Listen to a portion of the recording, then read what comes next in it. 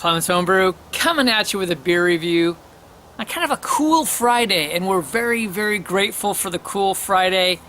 We have had a big fire, ash falling in our backyard even from the fires out on what we call the gorge along the Columbia River, just the most scenic area on the Columbia River. It just saddens us all. It just saddens us all. I do a lot of hiking out there every year, particularly in the summer, and I just love that area. We're going to be doing a local beer. It's from Hopworks Urban Brewery out of Portland, Oregon. And here it is. It's called Total Blackout. It has nothing to do with the fires. This one relates back to the eclipse, kind of a unique take. Rather than having this for the eclipse, this was something that got produced during the eclipse. Yeah, a different twist.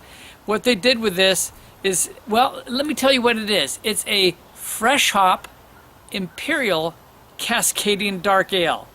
Fresh hop Imperial Cascadian Dark Ale. I had to say that one twice. They got the fresh hops, they collected them during the blackout of the eclipse. Now that's a unique way to observe the eclipse, to be out collecting hops during the whole event. And I bet that was a lot of fun for their staff and the people over at the Goshi Farms in the Willamette Valley area where they collected the hops. And they trucked them all over and put them right into the bright tank and brewed this one up. It is an 8.5% ABV beer. I'm looking forward to trying it. We're going to get it cracked open.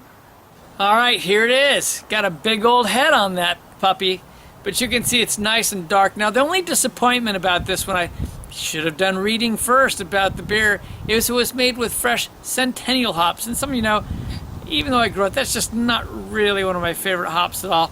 So we're gonna see what it's like. We're going in for the nose. Well, that's not a horrible scent for me. It's kind of interesting though. I got to dig in again. Well, that's interesting. I wonder if they use some other hops besides the fresh Centennial hops, because I'm getting a lot of citrus on the nose. You're getting a little bit of the roast on there. You can tell that there's some darker malts in it, but I'm getting some bright citrus on it. I want to say like a little bit of lemon and a little bit of grapefruit on there. I feel like I'm getting some berry-esque type scents and a light chocolate on it as well. Maybe a hint of pine. So, but not much more than that. We're going to jump on in. Cheers. Wow, okay. That is not the horrible Centennial that I was expecting. There is a lot of citrus on this, and I'm getting more than just citrus, I got to tell you. So they've snuck some other things in with this. I'm getting it's kind of hard to tell because the dark malts. It's got a light creaminess to it. It's got a little bit of roast. It's got a little bit of chocolate going on. But the citrus on it, it's kind of bright tasting, lightly sweet, but it tastes like a light grapefruit. I think I'm getting like a little bit of orange. I don't really feel like I'm getting the lemon per se on the taste. You're getting a little bit of the herbal character. Now that's probably coming from the Centennial. And you get a little bit of that, classic Centennial taste as well. But it's interesting. I also feel like I get a light licorice, however you want to say that on there. It's interesting. It's a fun little beer. It's a nice little twist. And yeah, a little bit of that berry again. It makes me wonder if they actually had used some mosaic hops in it, because many times I've seen mosaic hops pull out these berry characters, particularly used with some of the darker malts. So I'm enjoying this. I'm going to take a little time with this and I'll be back with some numbers. I'm actually enjoying this beer. Big surprise after hearing about the fresh Centennial.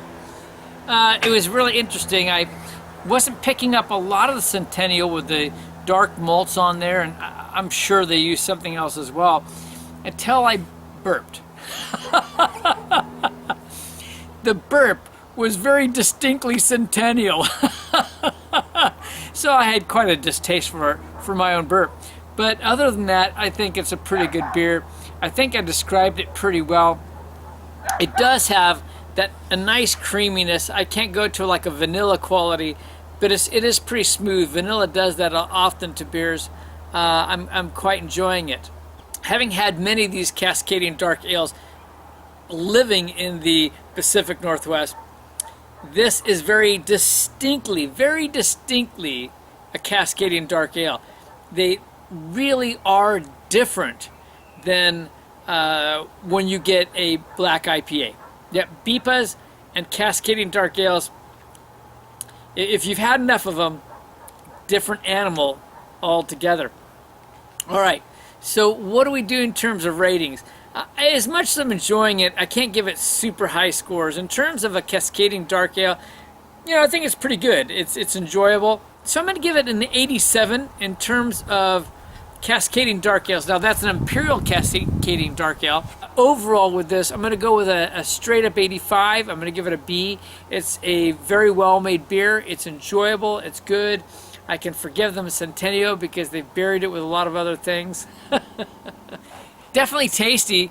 I would say grab one. I really would. Everyone has different tastes when it comes to hops. And if I'm enjoying it and you like Centennial, you're going to really dig on it. Here it is again. It's the Total Blackout. They collected up fresh hops of Centennial from Oregon. That's right, from the Goshen Farms out of the Willamette Valley on the day of the eclipse, during the eclipse. That's when they collected them and they put it straight into their bright tanks. Oh yeah, that sounds lovely. I would love to participate in that. This is a fun beer from Hopworks Urban Brewery out of Portland, Oregon. I'd say give it a try. This is Kevin at Clements Homebrew saying life's too short to drink cheap beer, and I'll see you on the next beer review.